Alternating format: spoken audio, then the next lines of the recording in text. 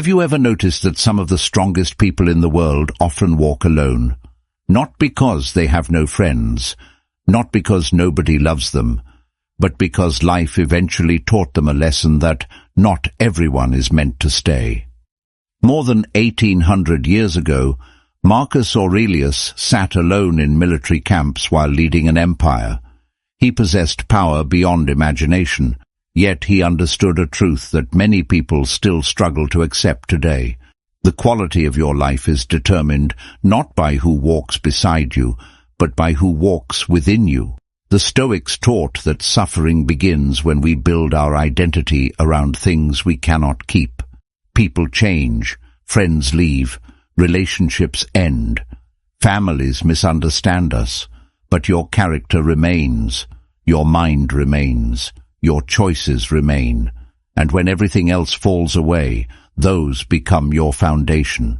Epictetus once taught that true freedom begins the moment you stop demanding that life unfold according to your preferences. He understood that peace is not found in controlling life. Peace is found in mastering yourself. The first step to walking alone is to understand the psychology of human mind. You see, psychology teaches that human mind was designed for connection. But somewhere along the way, many people became dependent on connection. There is a difference. Healthy connection enriches your life. Dependence makes your life fragile. When your happiness depends entirely on someone else's presence, their absence becomes devastating. When your confidence depends on approval, criticism destroys you. When your identity depends on belonging, rejection shatters you. This is why so many people fear walking alone. Not because solitude is painful, but because solitude exposes emotional dependencies. It reveals the places where we abandoned ourselves, the places where we outsourced our worth, the places where we forgot how to stand on our own. Many people think loneliness comes from having nobody around.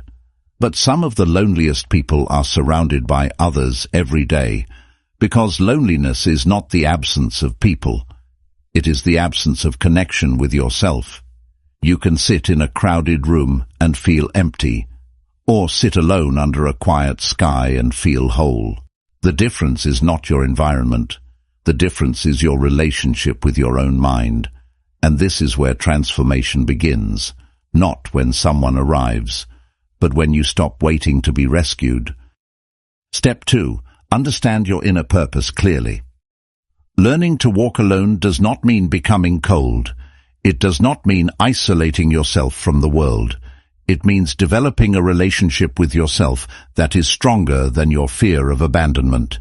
It means becoming your own source of stability. Imagine a tree during a storm. The branches sway violently, leaves fall, winds roar. Yet the tree remains because its strength comes from its roots. Most people spend their lives decorating their branches. Very few strengthen their roots.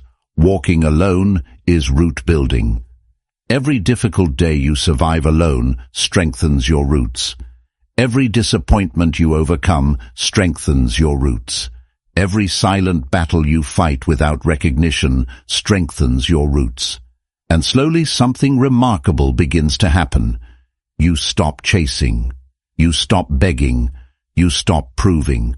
You stop shrinking yourself to fit into places where you do not belong, because you realize your value was never determined by who stayed.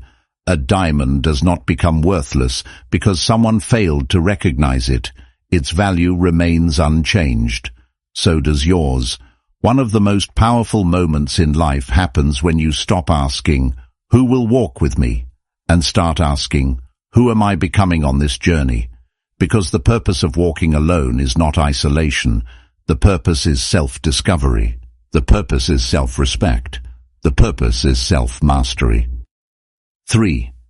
Always believe in yourself. There will be nights when the silence feels unbearable. There will be mornings when doubt returns. There will be moments when you question whether this path is worth it. Keep walking, because every great transformation begins in solitude. The butterfly transforms alone. The eagle learns to fly by leaving the nest. The seed grows underground before anyone sees the tree. Nature itself teaches us that growth often happens unseen. The strongest version of you is not being built during moments of comfort. It is being forged in the moments nobody applauds, when nobody notices, when nobody understands, when nobody helps.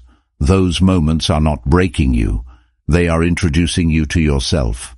One day you will look back and realize that the seasons you hated most became the seasons that built you. The loneliness taught you independence. The silence taught you clarity. The rejection taught you self-respect. The loss taught you resilience. The uncertainty taught you faith. And the journey you feared became the journey that transformed you. Remember this: walking alone does not mean you are lost. Walking alone often means you are finding your way. Walking alone does not mean nobody loves you. It means you are learning how to love yourself. Walking alone does not mean you are weak. It means you are becoming strong enough to stand without leaning. And strength born from solitude cannot easily be taken away. So if life feels lonely right now, if the road feels empty, if the people you expected to stay have disappeared, do not mistake this season for failure. This may be the chapter where life is teaching you your greatest lesson: how to become whole,